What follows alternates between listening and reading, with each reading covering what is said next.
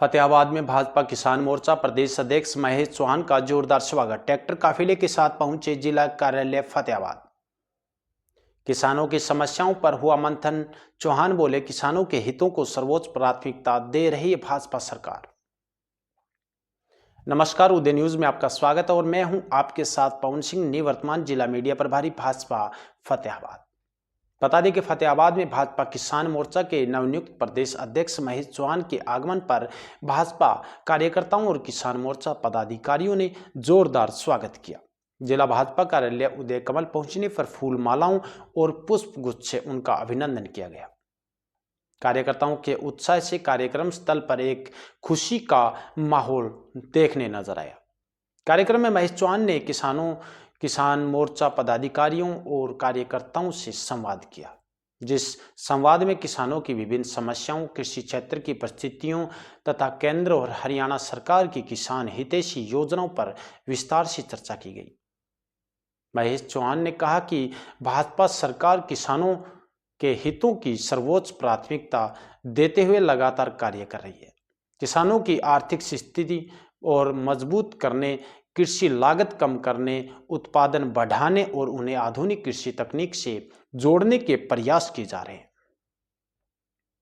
उन्होंने कहा कि आधुनिक तकनीक, बेहतर सिंचाई व्यवस्था, कृषि यंत्रों, फसल विविधीकरण और वैज्ञानिक खेती को अपनाकर किसान अपनी आमदनी बढ़ा सकता है।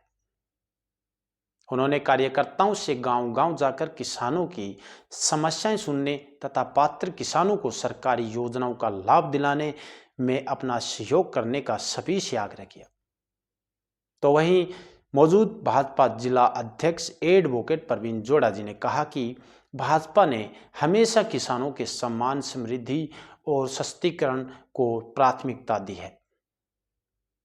उन्होंने कहा कि किसान मजबूत होगा तो गांव मजबूत होगा और गांव मजबूत होगा तो हरियाणा मजबूत होगा और हरियाणा मजबूत होगा तो देश मजबूत होगा।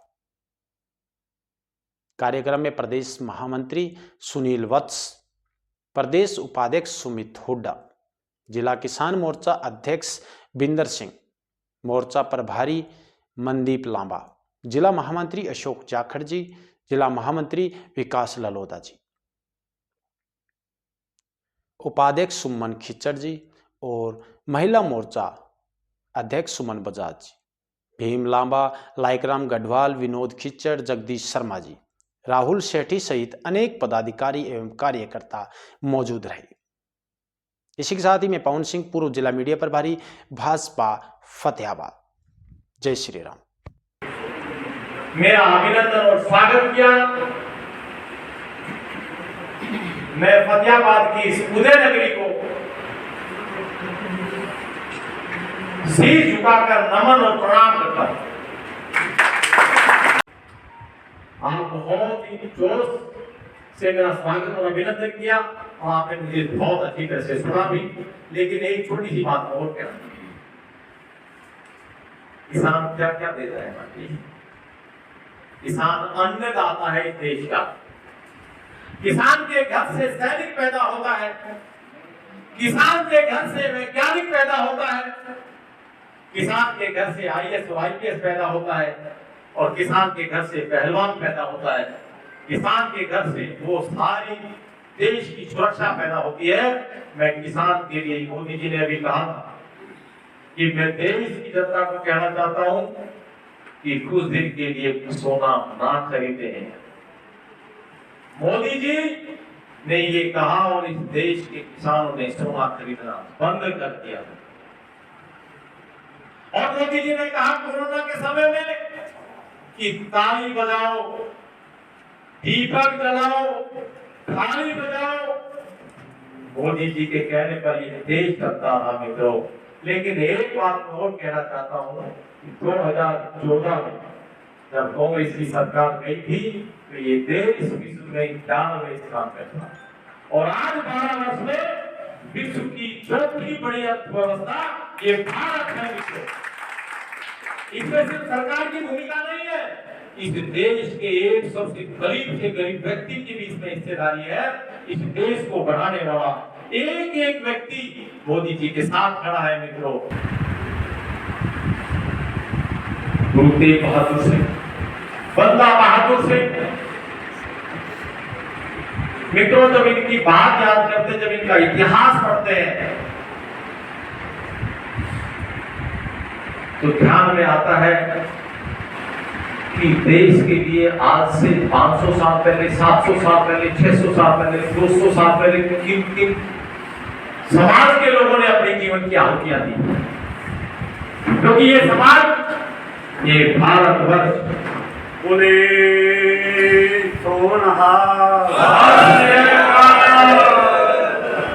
मेरा विषय किसान मोर्चे का था, लेकिन मैं ऐसी बहादुर कौम को देखकर मेरा ध्यान डाइवर्ट हो गया और मैं आपके बारे में कुछ बताऊंगा कि जिन परिवारों ने, ये सब एक ही धर्म के लोग थे, लेकिन युद्ध लड़ाई इन्होंने जंग लड़ी इस भारत की इस टुकड़े को बचाने के लिए, हिंदू धर्म की संस्कृति को बचाने के लिए। और जब इनकी बात करें तो देश का सैनिक की जो सिखों की सिख रेजिमेंट है वो बॉर्डर पे बैठी है, कि देश को भरोसा है कि ये लोग हमेशा देश हित की बात करते हैं। लेकिन बात करते करते मैं और सुनील वक्त ये बात कर रहे थे कि कांग्रेस के 1984 के दंगे भी हम नहीं भूले थे। कि 1984 में मैं गुड़गांव का रहने वाला हूँ। श्रद्धांजलि भी आप किसी ने गए हो तो पता होगा, हमारे बाबा साहब के दोस्त थे श्रद्धांजलि वाले, और हरमीत सिंह भी हमारे परिवार के, मेरे फादर के साथ नौकरी करते थे, सरदार सिख का परिवार थे। मैं इसलिए बताना चाहता हूँ कि ये बात मेरे ध्यान में आ गई आपको देखकर।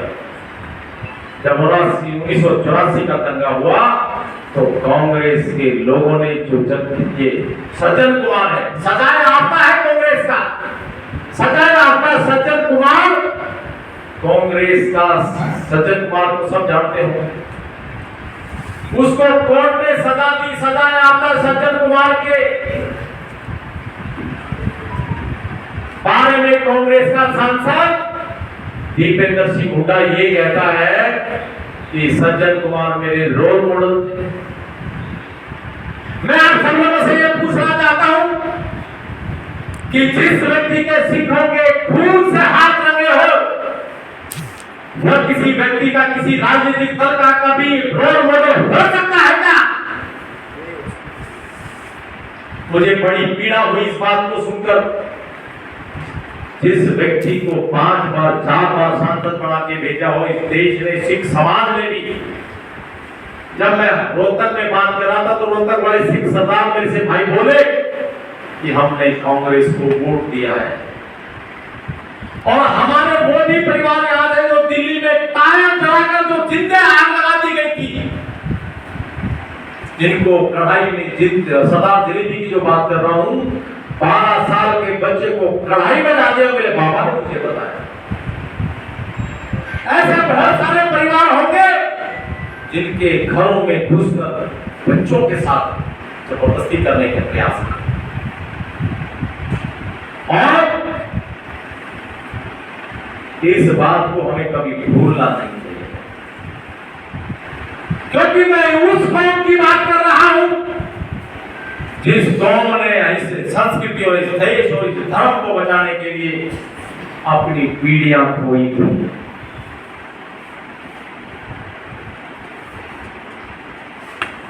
और आज कांग्रेस का कोई चरित्र और चाल बदला नहीं है मित्रों। आप कांग्रेस की बात सुनेंगे, जम्मू कश्मीर में भी अगर वो सेपरेटिस्ट थे, सैयद अली साहब गिलानी,